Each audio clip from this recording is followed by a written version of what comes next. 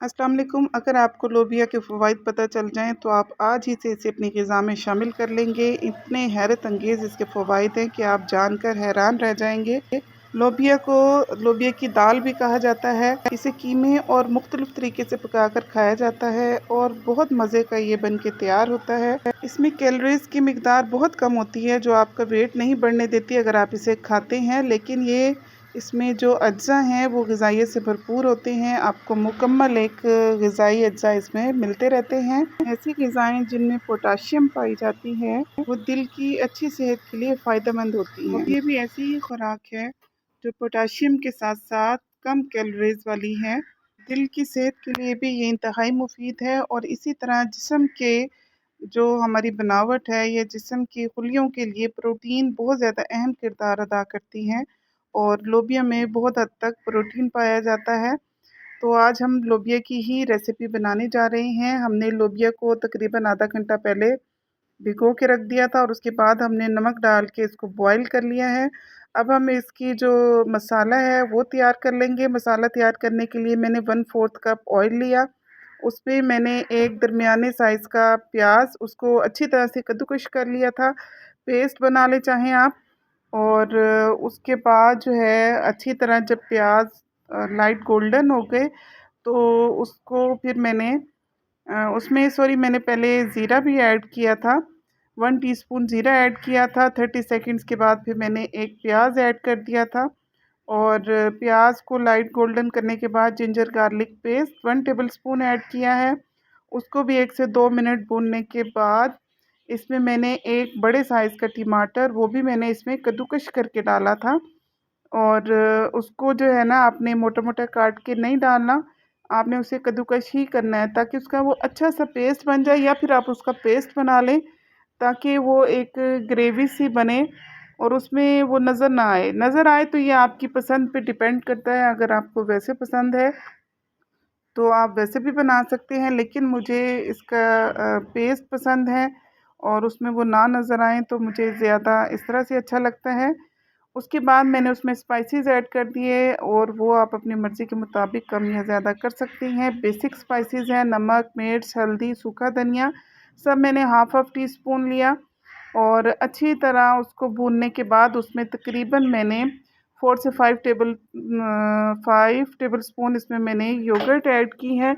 वो डालने के बाद भी इसको अच्छे से भूना है और योगर्ट ऐड करते वक़्त आप फ्लेम को थोड़ा-सा लो कर लें और इसको अच्छी तरह मिक्स करते जाएँ। जब मसाला अच्छी तरह मिक्स हो जाएगा तो जो हमने बॉयल किए हुए अपने वाइट बीन्स रखे हैं वो इसमें हम ऐड करेंगे। ये देखिए आप कितना अच्छा इसका टेक्सचर है, कोई प्याज, कोई लहसुन, अदरक, टमाटर कुछ भी इसमें नज़र नहीं आएगा। तो यही इस मसाले की ख़ास बात है और ब्यूटी है इसकी। इसके जायके में भी इससे बहुत ज़्यादा फ़र्क आएगा और ये देखिए जब ऑयल सेपरेट हो जाए तो इसका मतलब है कि मसाले की अच्छी तरह से भुनाई हो चुकी है। ये मसाला भुनने की निशानी होती है कि ऑयल छोड़ दे सालन, तो मसाला अच्छे से भुन चुका है। अब हम इसमें वाइट बीन्स को ऐड कर देंगे। मसाला बनाने का क्लिप जो है वो मुझसे मिस हो गया था तो इसलिए मैंने आप लोगों को बोल के बताया है, लेकिन साथ ही साथ मैंने ऊपर टाइप कर दिया है। अब हमने इसमें बॉइल्ड लोबिया की दाल डाल दी है। राजमा भी कहते हैं कुछ लोग इसको, लोबिया की दाल भी कहते हैं, लोबिया भी कहते हैं। राजमा वैसे वो छोटे वाला जिसे हम रवा कहते हैं, आई थिंक कि वो होता है। और ये वाइट बीन्स लोबिया की दाल इसे कहते हैं। 4 से 5 हरी मिर्चें मैंने साबित ही हल्का सा इसमें दरमियान में कट लगा के वो इसमें डाल दी हैं। इसको तकरीबन 2 से 3 मिनट हम अच्छी तरह से इसके साथ ही भून लेंगे और ताकि इसमें अच्छा सा टेस्ट आ जाए। इसके इतने ज़्यादा फ़ायदे हैं कि आप अगर शुमार करने लगें तो मेरे ख़्याल से वक्त कम पड़ जाए। 2 से 3 मिनट के लिए मैंने इसे ढक दिया था। बच्चों के लिए, बड़ों के लिए, बूढ़ों के लिए, सबके लिए ही बहुत ही शानदार है वाइट बीन्स। जो लोग वज़न कम करना चाहते हैं वो इसका इस्तेमाल बिला झिझक और बिना डरे कर सकते हैं। इसका सैलेड बना के खाइए, इसको आप खाली बॉयल करके नींबू छिड़क के इस पे टमाटर और धनिया, पुदीना, थोड़ा-सा ज़ीरा और ये डाल के खाइए। ये आपका बेहतरीन सैलेड है। खीरे डाल लीजिए, इसमें थोड़ी-सी 1 चुटकी आप अजवाइन, 1 चुटकी कलौंजी डाल सकते हैं और इसमें फिर मैंने इसको अच्छी तरह भूनने के बाद बॉइल्ड ही मैंने इसमें उबले हुए आलू शामिल किए हैं। तकरीबन 2 से 3 मैंने आलूओं को उबाल लिया था और उसको लंबाई में कट किया है। लंबाई में कट करने के बाद जब इसकी लोबिया की अच्छे से भुनाई हो गई तो मैंने इसमें आलूओं को भी 2 से 3 मिनट के लिए भुना है, ताकि आलूओं को भी एक अच्छा सा इसमें टेस्ट आ जाए।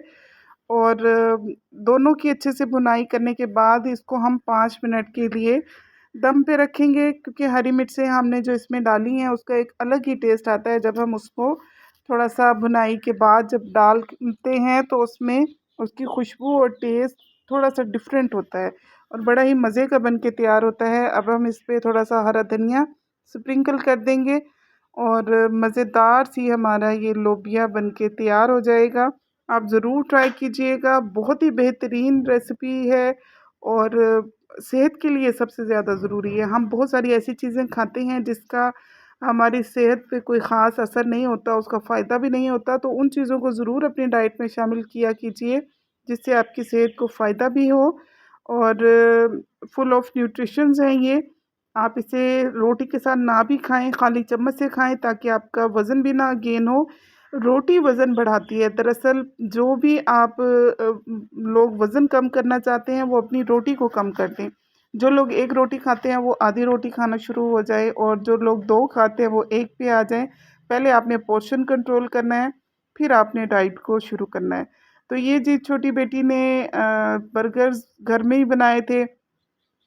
ब्रेड पड़ी थी मेरे पास और ये बंद गोभी पड़ी थी, टमाटर पड़े थे, तो उसने सबके लिए ये बर्गर बनाए हैं। तो आप लोगों से शॉर्ट सी रेसिपी शेयर कर रहे हैं कि पहले उसने हल्का सा ऑयल लगा लिया और फिर सारे ब्रेड्स को इसी तरह से गर्म कर लिया और चिकन का सालन बना हुआ था तो सारा उसने उसमें से चिकन को अलग कर लिया। ये देखिए, बोटियों को अलग करके उसको थोड़ा सा दोबारा से गर्म किया और उसमें थोड़ा सा सिरका ऐड कर लिया और थोड़ा सा केचप।